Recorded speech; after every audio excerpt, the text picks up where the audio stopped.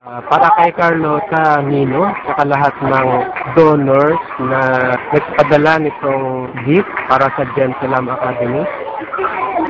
Ito yung box na padala ninyo at sa pagkakataong ito ay ipamimigay na namin sa mga bata ng Gentilam Academy.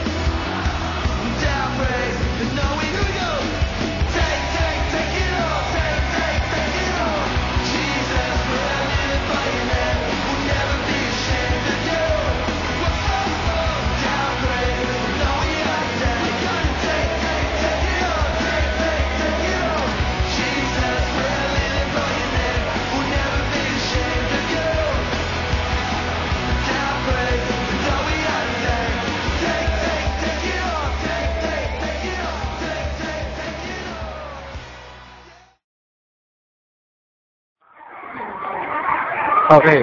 Ito yung mga teachers and staff ng Gentilam Academy. Okay. Oo, may napunta sa kanila, para sa kanilang mga anak, at children nila, siyempre. Okay, so nagkapasalamat ang Gentilam Academy, Gentilam Family,